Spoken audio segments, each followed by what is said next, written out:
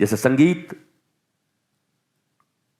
एक एक साउंड को ठीक करो, तबले के ठीक करो, और स्ट्रिंग,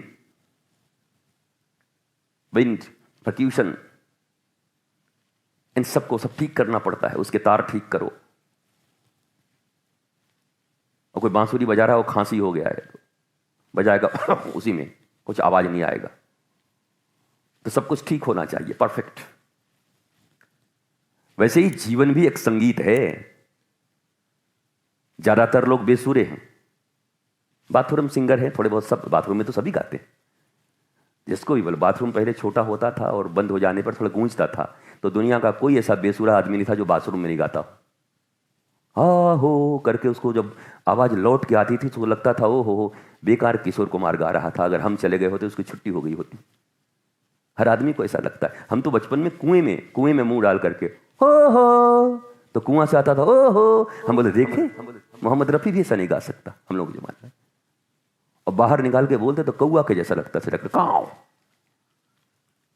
पर वहां से लगता था कि बहुत सुर आ रहा है, सुंदर लग रहा है। कभी कभी मनुष्य को अपने आप ही लगता है कि सब मैं बिल्कुल सुर में हूं। वो कुछ सीखना नहीं चाहते, रावण की तरह।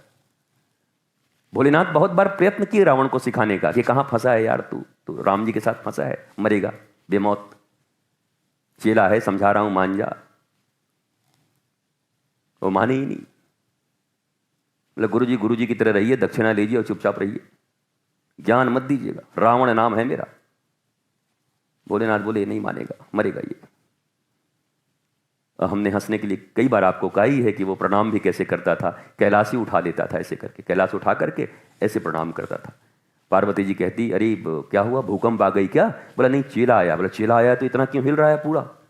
बोला चेला झुक नहीं सकता ना, पुष्पा है, झुकेगा नहीं। वो कैलाश ही उठा लेता है प्रणाम करने, झुकता नहीं था रावण। बोला प्रणाम ही करना है ना, ऐसे करके ऐसा कर रहा है, प्रणाम गुरुदेव। शिव जी कहते रख रे भाई, परिणाम खराब हो जाएगा। ऐसा भी कोई प्रणाम करता है? आपने देखा होगा धन पद के मद में जो लोग रहते हैं उनका प्रणाम भी अजीब होता है। नमस्कार गुरुदेव, नमस्कार। हरि राम राम। ऐसा लग रहा है गुरुदेव नजीक रहे तो उंगली डाल देगा आंखों में।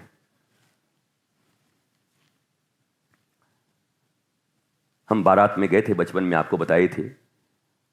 बाबू लोगों की बारात थी, सबके हाथ में राइफल पिस्तौल, और विप्र लोगों को सब प्रणाम करते हैं, बच्चे हैं चाहे छोटे हैं बड़े से, लेकर के राइफल, प्रणाम बाबा। हम कह रहे दूर रखिए, परिणाम खराब हो जाएगा।